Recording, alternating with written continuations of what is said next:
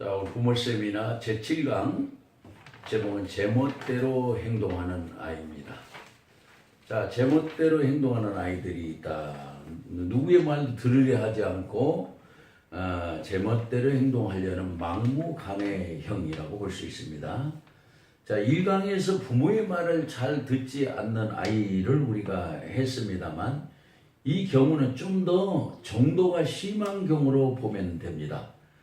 그러니까 자기 기분에 맞지 않으면 갑자기 소리를 지르거나 크게 울음을 터뜨리는 아동입니다. 이렇게 함으로써 자신의 불편한 상황을 알리고 그 상황은 보험을 받고자 하는 것이지요. 자, 이 막무가내형의 아동은 다음과 같은 특징을 갖고 있다고 볼 수 있습니다. 일단 고집이 셉니다. 고집이. 그러니까 자기의 뜻대로 되지 않으면 생떼를 부리기 때문에 그렇습니다. 자, 이들은 때로 부모님의 꾸지람을 들으면 울음을 터뜨리면서 자기 마음대로 하려고 하는 행동을 취하게 되죠. 생떼를 부린다는 게 중요합니다. 그 다음에는 정서교류의 장애를 보인다고 할 수 있어요. 정서교류의 장애를 보인다는 거, 장애가 있다 그보다 정상교류적인 것이 아니다, 그런 상태로 볼 수 있습니다. 그렇기 때문에 행동으로 말하려고 하는 것이라고 봅니다. 그 다음에 행동을 제거하는 문제를 보인다. 겉으로는 주변의 시선을 자기를 집중하여 만들어서 자기 원하는 손쉽게 해결하는 모습과도 같이 보이지요. 맞습니다. 그러니까 이런 아이들은 한마디로 쉽게 듣지 않습니다. 그러나 자기가 원하는 대로 하면은 쉽게 말을 들어주는 형이라 이렇게 볼 수 있습니다. 그러면 이 아이들은 왜 이렇게 되느냐 할 때 그 심리적 원인이 이제 몇 가지로 본다면, 일단은 몇 가지로 보는 중에 크게 보자면 1번, 2번, 3번 이렇게 본다면 저는 세 가지로 보고 있어요. 자, 기본 인격 형성에 문제가 있다. 부정 인격 형성에 문제다. 그걸 보고, 그 다음에 심리적 결핍의 문제다. 심리적 결핍의 문제가 있다. 그 다음에 세 번째로는 사회성의 문제다. 이 세 가지를 저는 두고 설명하려고 합니다. 원인적인 걸 설명하려고 해요. 자, 그러면 기본 인격 형성의 문제다 하는 것에서는 일단 여기서 또 이제 기질 문제가 있지 않느냐. 기질이라는 것은 이제 타고난 기품과 성질이지요. 천부적으로 에너지가 세게 타고난 아이가 있고 약하게 타고난 아이가 있습니다. 근데 처음부터 강하게 타고났다고 하면은 그 아이에도 맞출 수 있지만, 그런 게 아니라면 후천적으로 얼마든지 개선이 가능한 것이라 볼 수 있어요. 기질 문제, 그 다음에 정서 표출 문제. 자, 그러니까 세 가지를 한다면 기질, 정서 표출, 이렇게 볼 수 있고, 정서 표출뿐만 아니라 이제 여기 뭐를 볼 수 있을까요? 배려심 교육. 배려심 교육. 자, 배려심이라는 이건 사회생활과 굉장히 연관되는 문제인데요. 정서 표출은 왜 중요할까요? 정서 순환을 원만하게 만드는 요인으로 작용하기 때문에 그래요. 인간이 정서적 존재라는 점을 아시죠? 인간이 정서를 가진 존재이기 때문에 정서를 교류하며 살아가는데, 중요한 것은 내 정서를 표출한다는 거예요. 물론 표출은 긍정적인 정서를 표출하기도 하고 부정적인 정서를 표출하기도 합니다. 그런데 일단 표출을 못하면 이게 부정성으로 쌓이게 돼서 굉장한 행동을 유발하게 되는 것입니다. 그 다음에 이제 배려심 교육의 문제다 하는 것은 대개 배려심은 6, 7세에서 많이 훈련이 된다고 해요. 이때 왜 그럴까요? 이게 사회성 훈련과도 관련이 되기 때문에 나만 알고 다른 사람을 알지 못하면 안 돼. 자기 중심적으로 갈 때 심적인 안정감을 느끼지만 그게 본능이에요, 아이들한테는. 근데 다른 아동을 대상으로 자신에게서 관심이 주시면 멀어지면 견디지 못하는 아이가 배려심이 잘 훈련되어 있지 않다.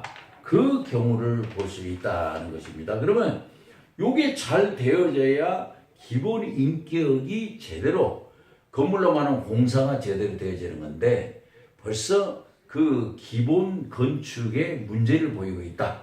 이렇게 볼 수가 있는 거죠. 자, 그러면 이제 심리적 결핍의 문제는 어떤 것으로 우리가 봐야 되느냐? 심리적 결핍의 문제를 볼 때는 심지어 채워져야 돼. 에너지가 채워지지 않고 있다 할 때 일단 중요한 게 욕구 불만을 보아야 됩니다. 욕구 불만. 욕구 불만이 문제 있고 욕구 충족이 문제가 있고 그 다음에 신호 체계가 문제가 있다. 신호 체계. 이거 세 가지를 중점적으로 보면은 심리적 결핍하고 연결해서 볼 수 있는 부분이에요. 자, 아이들이 심리적 결핍이 될 경우에는 자신도 모르게 본능적으로 자방어적인 행동이 나타납니다. 나를 보호하려는 것이죠. 그러나 건강하고 당당한 아이는 그렇게 자기 방어적으로 나오지 않죠. 이게 바로 심리적 결핍과 관련 있는 것이라고 볼 수 있는데 왜 그러나 심리적 결핍에 욕구 불만이 나오고 있다. 욕구 불만 나중에 심리적 결핍을 초래하는 결과를 낳게 되죠. 그래서 이런 욕구는 부모들에게 합당하게 되는 것도 있고 그렇지 못한 것도 있어요. 그러나 아동의 욕구가 내면의 어떤 것이든 간에 욕구 충족은 아동의 마음에 중요하게 작용한다는 거예요. 왜? 이런 욕구가 충족되지 못한 채 쌓이면 정서순환을 막게 되는 결과를 초래하기 때문입니다. 그래서 욕구가 충족되지 못하면 문제다. 근데 욕구 불만과 연결돼서 설명하자면 아동의 욕구가 충족되지 못하면 심각하게는 정신장애가 유발된다. 이렇게 볼 수 있습니다.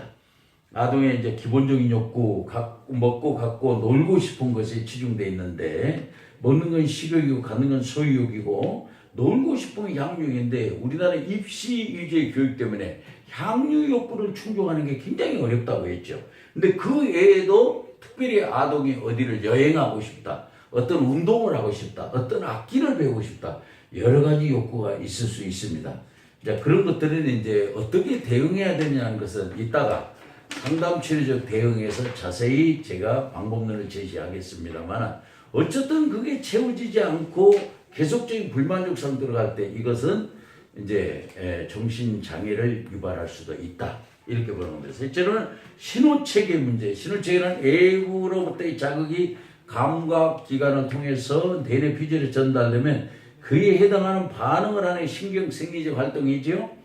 자, 그러면은 감각기관을 통해 뇌내에 전달되는 신경생리학적인 체계인데 여기서 말하는 신호체계는 부모와 아동 간에 보이지 않게 작용된 정신적인 특성.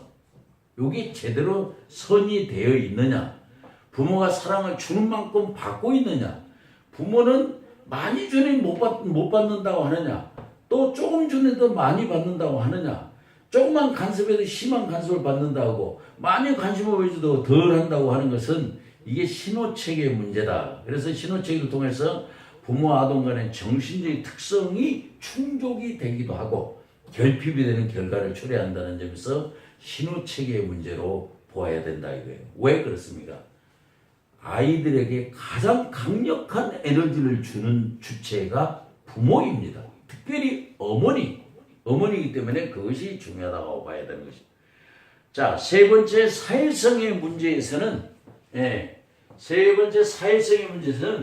일단 그 아동의 자기식대로 하는 소위 말하면 사회성의 문제에서 일단 사회성 교련을 우리가 짚어야 될 것입니다. 사회성 교련 뿐만 아니라 배려와 협동식 이거 다 사회성에 관련 배려와 협동식 이게 중요하고 그 다음에는 이제 억압적 양육 방법이 문제가 아니냐. 억압적 양육 방법을 한번 우리가 짚어봐야 됩니다. 양육 방법. 자, 그러면 이걸 간단히 설명하자면 제멋대로 행동하는 아동의 특성은 사회성의 문제를 보이고 있다. 자, 자기중심적인 성향을 강화하는 태도를 보이면서 상대방을 배려하지 않는 태도는 사회성과 밀접하게 연관된 것이기 때문에 그렇습니다. 그래서 일단 사회성이 결여되어 있다.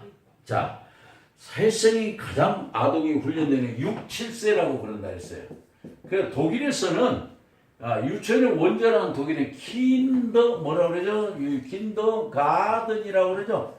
가든. 그런데 독일에서는 공부를 가르치는 게 아니라 아이들의 어울려서 노는 더불어 하는 사회성을 훈련시킨다. 그 사회성을 가지고서 우리가 보통 NQ라고 그럽니다. NQ. 자, 공전지수, 네트워크 버티어트도 공전지수인데 이것이 많이 훈련되고 우리 한국은 어떻게 되죠? 그걸 훈련하는 게 아니라 공부를 시키고 있다. 일본 유치원에서는 남에게 피해 주지 않는 것을 훈련시킨다고 하지요. 그러면은 사회성이 그때 가장 높이 훈련되고 점점 줄어진다라고 생각해 본 우리가 한번 생각해 볼 이유가 있습니다. 둘째로 이제 연결되는 건 배려 협동심의 문제다. 친구들과 함께 어울리는 훈련, 더불어 하는 훈련. 그러니까 여기서 협동심에서는 요즘에 나쁜 사람을 뭐라 그러죠? 나쁜 사람. 나뿐인 사람을 나쁜 사람이라고 해요. 나밖에 모르는 사람. 그걸 나쁜 사람이라는 것 같이 옆에 누가 있고 상대방이 의식을 하고 인식을 하는 것이 더불어 살아가는 삶의 기초가 되는데 어렸을 때 그걸 인식하지 못하면 점점 나이가 들어가면서 그게 안 된다. 그래서 이거는 훈련을 해야 된다. 왜? 훈련을 하게 되면 능력이 생기기 때문에 그렇다. 능력. 훈련의 결과입니다. 능력은. 그래서 노력해야 되는 것이고요. 셋째로는 이제 억압적인 양육 방법의 문제다. 부모에게서 문제를 한번 찾을 때 너무 억압적으로 양육하는 건 아니냐. 부모의 억압적인 방법은 역기능적인 방법이라고 그럽니다. 역기능적인 정상적인 기능이 아니라는 건데 이건 대체로 심리학에서는 부정적인 방법이다. 이렇게 해석이 됩니다. 부모의 양육 방법에서 억압적인 방법, 아동의 부모의 정신적인 에너지를 전달하는데 부정적으로 작용되고 있다. 역기능적으로 작용되고 있다. 그런 뜻이에요. 그 문제가 대두되고 있다. 이것을 놓치지 말아야 된다. 자, 이런 문제에 대해서 우리가 하나하나 열거해 가면서 상담 치료적 대응해서 자세히 제시하기로 하겠습니다.